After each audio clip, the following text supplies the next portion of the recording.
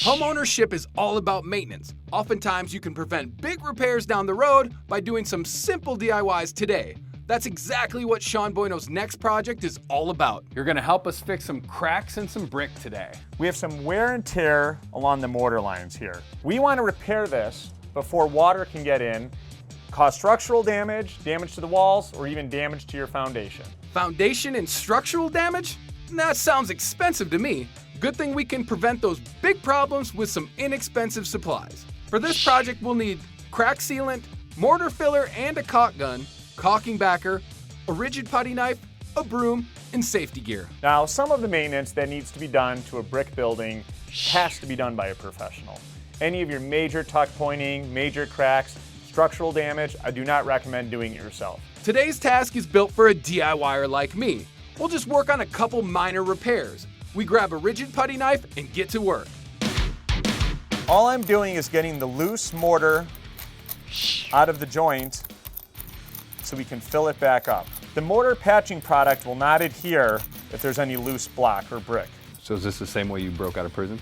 Exactly. We have all the loose debris out of the mortar joint. So now it's time to fill it back up. Okay. We've got the tube and the caulking gun, and we're gonna slowly apply the mortar into the joint, and we're just gonna smooth it out with our finger. Okay. It's as simple as that. Now we wanna stay within the mortar joint and not get any on top of the brick if we can help it.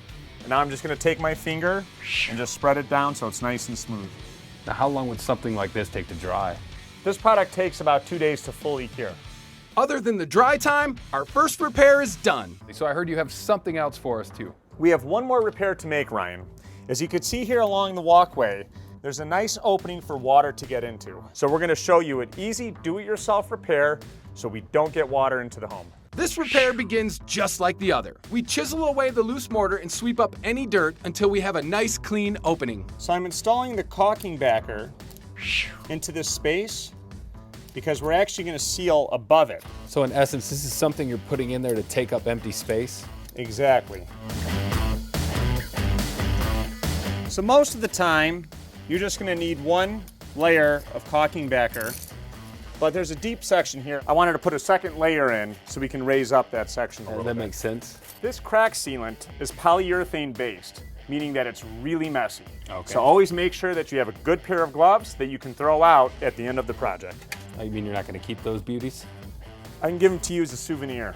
So I'm applying a nice even bead very slowly to fill the opening.